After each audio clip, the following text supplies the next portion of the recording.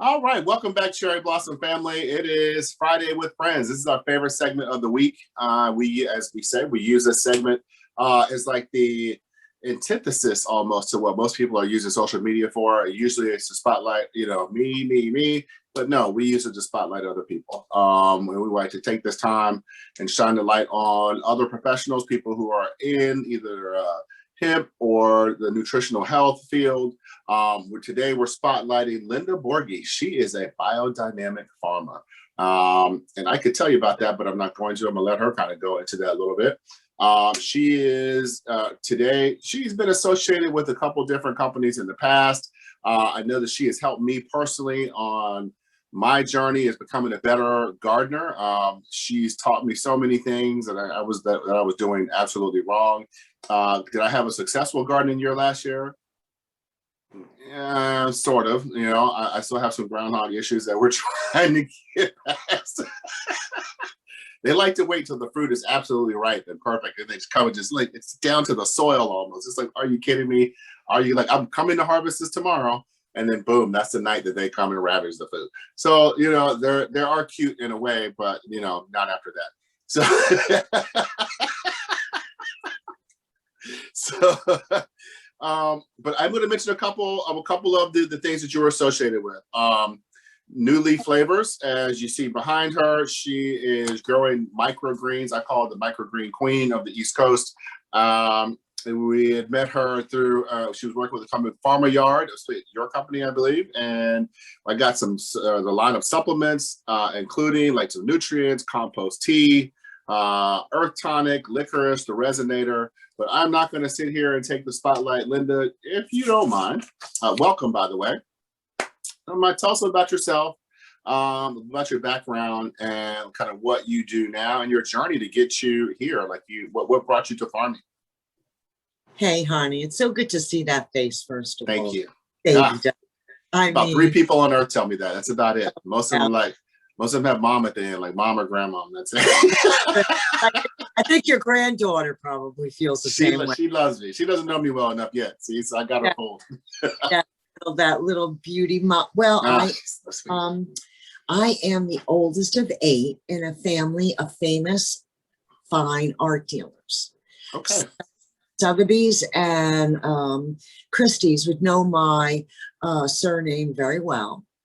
I am the only farmer, and no one in my family taught me anything about an eggplant or a tomato. Wow. So all this is self-taught. Yeah, and it was something that was really inside of me for a very long time. It started when I was 7 years old and living, there were 6 of us at the time. We were living outside of Venice, outside of Rome, in Lido, and my father had to go up north to a framer. My father was in the art business, and he dropped me and my brother Mark, the 2 oldest ones, off at his mom's house in the countryside of Venice. And she did not speak a word of English, and we didn't speak a word of Italian. So I don't know what the fuck he was thinking about. Excuse my language. What are you thinking about, for God's sake? So, but for whatever reason, I understood every word that woman spoke. And the first thing she said, "Are you hungry?" I said, "Yes." She said, "We'll go outside and catch a chicken." Outside meant, these houses were small and there was a tiny scoop area. So I went out there. Now I was 7. Now felt like 3 hours. It was probably 15 minutes running after the chickens. But it felt like 3 hours. My brother going, "What are we doing here?" Oh my goodness. And so my little grandmother came out of the door, and I could tell she was a little aggravated because no chicken. That woman did not even look down. She just put her arm down, had a chicken in her arm. She picked that chicken up. She twisted it. Now she was a goddess to me. I was like, wow. I followed her into the kitchen. We did all that. I sat down to a bowl of chicken soup like I've never had before. And in my mind, I said, I'm going to be just like you, Nona, when I grow up. And that was the first time I really met her. So that's when I became a farmer. But, it took me a little while. I was a controller of a public utility. I had to manage 26 Costco wholesale locations in 6 states for their cut flower business. I mean, I had all these diversions, And I then, know. I know. and then my baby birds were all grown up, my son and my daughter. And I told both of them that I was going to be a farmer. And they both said, yeah, well, you've been talking about it long enough. Well, after I got over that, that I had no, and there weren't even any shells left in my nest. I know, Mom. Go. That's when I went to New York State and started farming Abundant Life Farm using a method called small plot intensive spin farming. Now, because I came from, let's say, a very statistical background, being a controller of Block Island Power, very, and even just managing all those Costco wholesale locations, you have to be very, very organized. Well, spin farming is a method of farming that is a business model that's very organized, and it gave you very specifics, bullet points on how to generate $100,000 on a half an acre of land in a 22-week season. Put that in your pipe and smoke. Wow. Wow. Wow. So this was a man, Wally, from Saskatoon, Saskatchewan, Canada. Look, up there you blink and your season is over. Right. I can imagine. Yeah. You really got to be organized. Now, he had a 20-acre plot out in the country, and he had a half-acre plot in the city. And after a while, he realized that half-acre plot, that the area he was growing in the city was more profitable than the big 20-acre gaboozer that he had out in the country. So that he started to build up his farm within the city of 1,000 square foot here, 2,000 square foot there, until he got up to a half an acre. And this was in 2004.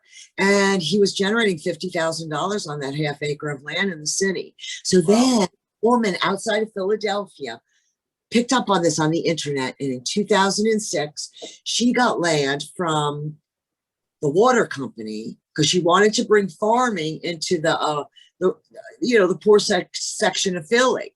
So on water company, their goal was in 5 years to generate $50,000, right?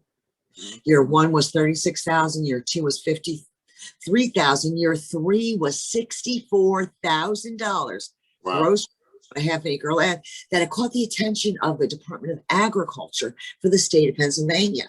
And they did a study, and the study came back with, if this was kicked up to an acre, it would have been $130,000 on an acre. So there you go. Wow. So that's a system in the city. That's amazing. Wow. Well, you got to go where the eaters are. That makes sense.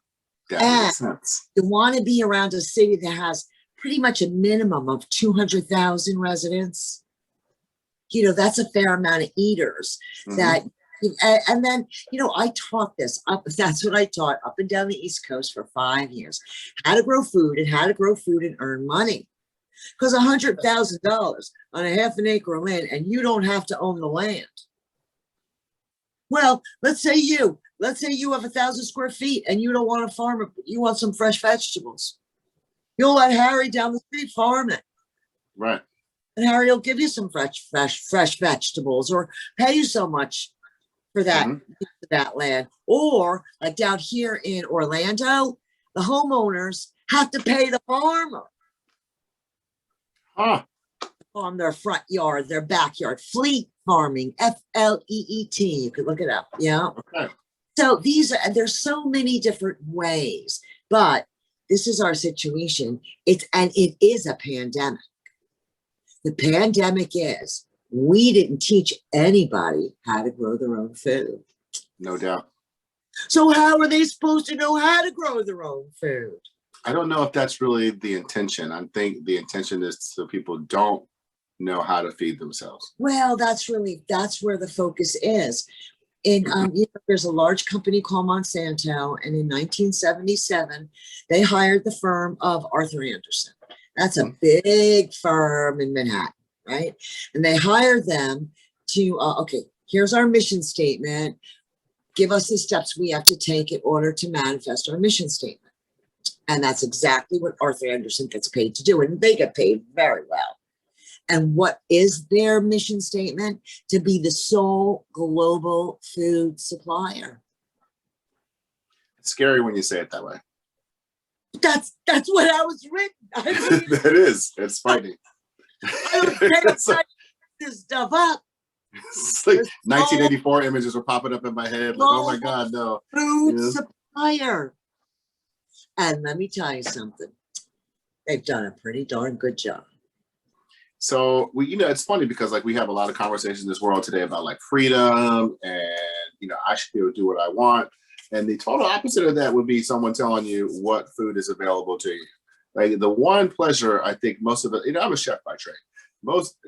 There is something, and I understand that moment that you had with that lady. You're telling me this, and I'm like, yeah, anybody who really, really loves food and and put their life to it to some degree, has had that moment on some level. Like, oh my God, like this is what I want to do with my life. And I don't know, it's just kind of funny how like we all eat, we all need to eat. And yet we don't really take food and what we're necessarily putting in our body, myself included sometimes. I put some garbage in here sometimes, we just don't take it seriously. And I think one of the things that you said on your page is that you're growing healthy people and through utilizing proven agricultural practices, and I think a lot of it, I'm gonna tell it what things you said to me, like you always say, it's all about the soil. It's all about the soil. I don't know how many times you said that to me. It's all about the soil. So you are what do you call a biodynamic farmer, and you kind of told us just a little bit of just about some other methods, but tell us specifically about what that means to you and make that make sense to people who may not know what that means. Well, what it means to me is that biodynamics is the only farming method that brings in the spiritual energy aspect of what we're living in, on this planet. We're really not aware of spiritual energies or subtle energies, cosmic energies, whatever you want to call the stuff that comes from over your head down, Right. We've kind of like touched briefly on the moon. We plant, there's some calendars based on planting by the moon. But I have to tell you, there's a lot of other big bodies up there. Look at the rings on Saturn. I mean, so all of these bodies, all those astral, those are all energies. And that is where biodynamics comes in and makes sense of those subtle energies so that you could work with those energies. And you can't work with those energies if you don't know about them. It's just like, everything else. So that's what biodynamics is for me. It's a very high level earth honoring model, very high level earth honoring model. And it's not connected to any religion. I mean, it was brought to you by a seer, an early 19th century seer, just like Edgar Cayce was a seer. Edgar Cayce was, people that could see through the veil, that had okay. Yeah. And that would be Steiner as well. He was the same situation, bringing information one side of the veil back. And it's interesting, they were both on the same, pretty much the same. They were born at the same time, and they only Cayce was in Virginia Beach, Virginia, and Steiner studied under Goethe, and that was over on the other side of the pond. Okay. So to speak.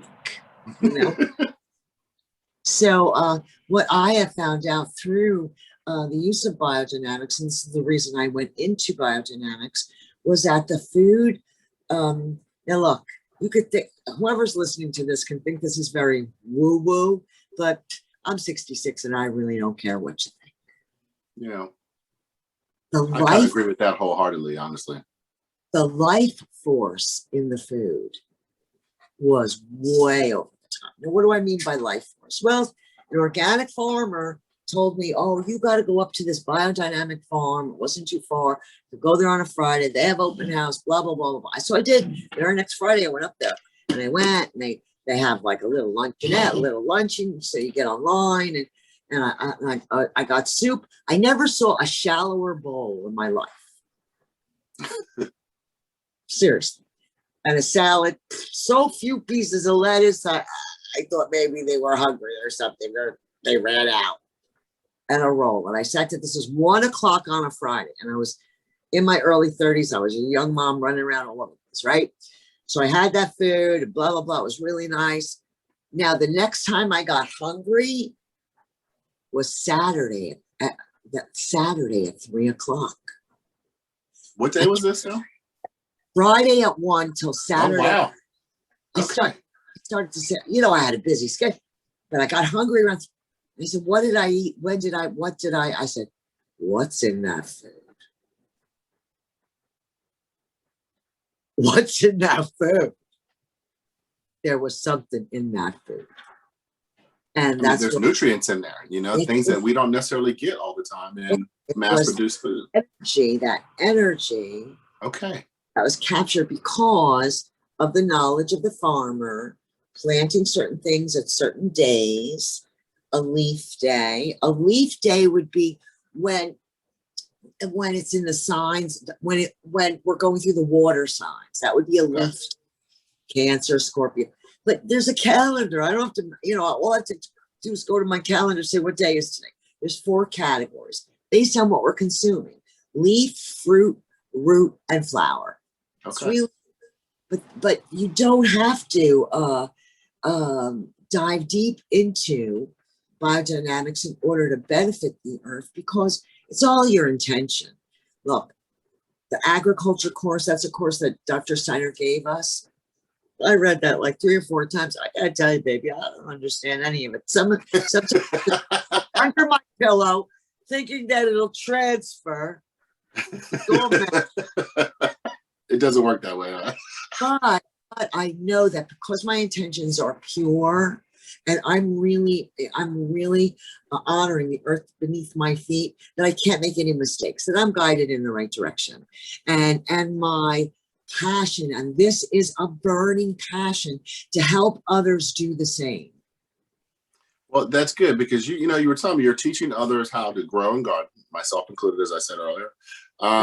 What advice would you give to someone who's like considering, maybe they're on the fence, I've been thinking about doing this for a couple of years or whatever. What would you tell them? How would you encourage them to get out there and get farming, get gardening, I should say? What do you like? Pick one plant that you like, just one. So let's say your most favorite plant from outside is a tomato. Take up a section 3 feet by 3 feet. And now you have your farm. There it is, 3 feet. That's it. Plant your tomato, love your tomato, take care of your tomato. And like you, the next year, it's not going to be. Watch out for groundhogs. You be ready for that tomato sandwich, and the groundhogs got it first. That's your karma, not everyone's. Yeah, karma. I know, and it's funny because everybody, that's my issue here, and everybody's dealing with something different everywhere. You were talking about your sandy soil, and it could be anything. Some people's yards get too wet. Some people don't get enough irrigation, so everybody's dealing with something, some challenge or another. And I was telling my wife, I was like, I don't know, that yard kind of broke me last year. Like, I was doing so good, and then it's like, we're back. But no, we were already planning again, for this season. It's just how the way it is. It's a labor of love, and you just want, there is an exchange, and I see it from, I actually cook my food, so, as I would hope most people do, but there's an exchange, like you see it like from, I'm putting love into this seed and this soil, and then this plant comes out, and I'm taking care of it like a child, through its life, and I watch it from its infancy and these stages that it grows up, and now it's starting to give back to me by producing fruit. I mean, it's a very, really amazing sort of exchange that happens, and it really makes you appreciate your food a lot more. Fruit and seed. Yeah. You know, we talked about a couple things here. I'm going to mention a few things. You mentioned on one of your websites and things that you're suggesting to people: dig up your soil, heal your soil, use activated water, feed humus, feed humus-rich soil, grow your own food, replace fast food with slow food. I think everyone knows what that means. Buy local food. Learn how to grow food for market. And you kind of talked about that a little bit just now.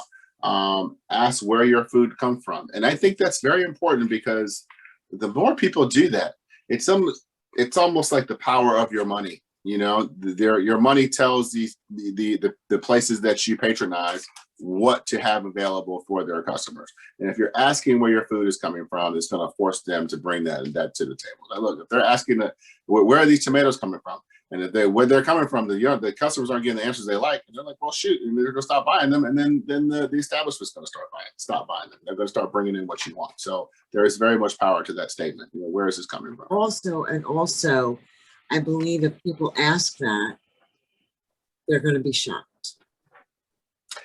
Probably, yeah. I think they're going to be shocked because we get so many vegetables from South America. That's very far away, folks. We're talking about a planet that has a problem with its climate. We don't have to be flying in peppers. No. It's not necessary to do that. We just have to become self-sufficient. Neighborhoods become self-sufficient. We did it already. We call them victory. Yeah. We did this already. This is like a wow. You really brought some history back today. That is true. The Victory Garden. Yes. There were sheep. There were sheep grazing on the White House lawn. Why? Because they needed the poop.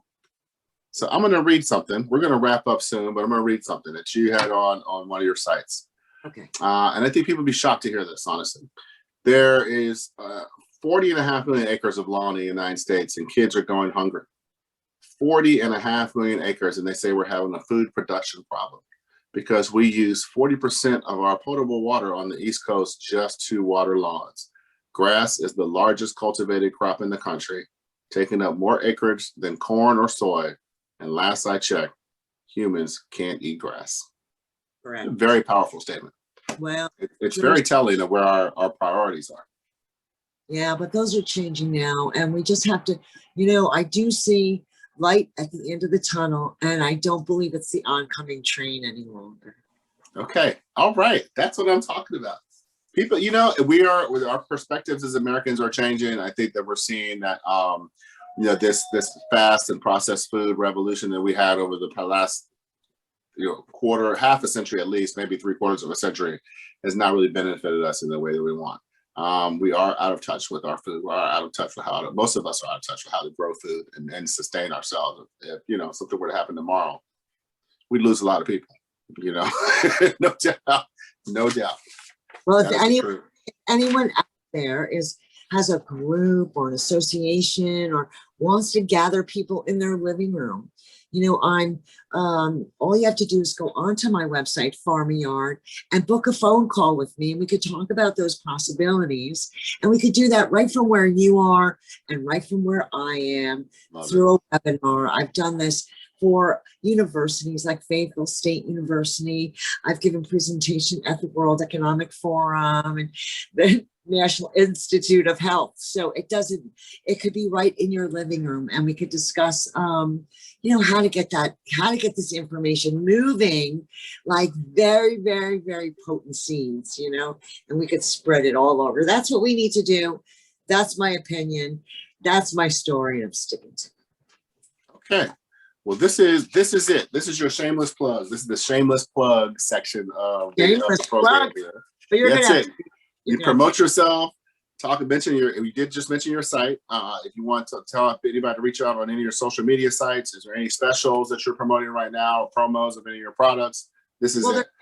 There is specials right now. I've just recently moved to Port Charlotte, Florida, and we opened New Leaf Flavors microgreens, and we have free sample Sunday. So if you live in the area of Port Charlotte or Punta Gorda, Northport and Englewood, come by the farm on Sundays between 2 and 4. And I'll give you a little tour of the facility and we could chat. And really, honestly, I want you to know that this is my sinister plan on how to make new friends. So as long as you have that knowledge before you come for your samples, you'll know the underlying causes, But just go on to New Leaf Flavors and get all the information. The address is there. And if you don't live in the area, please find out where or who is growing microgreens and consume them on a very high level. They're very nutrient dense, very important. I'm going to give you one analogy. 1 ounce of broccoli microgreens. Uh-oh. She's got visual aids. She's coming back. There it is. Oh, it's so beautiful. I love it. Is equal to eating 1.5 pounds of broccoli. Say that one more time. 1 ounce. 1 ounce. Wow. Broccoli microgreens is equal to eating 1.5 pounds of broccoli. This is 6 pounds of broccoli. This is 4 ounces. And no human being wants to eat 1.5 pounds of broccoli. We need food that supports our immune system. That way we don't get all that crap that's coming down the pipe. That's what I'm talking about. I know. Well said. Linda, you're the best. We love you. Thank you so much for hanging out with us this morning. Best of luck and many blessings to you and New Leaf Flavors, your newest venture. I know you're going to do great. I know you're going to be appreciated where you are. We're still appreciating you here. And I'm going to show my homage to you this summer with some pictures of our garden. So, all right. Listen,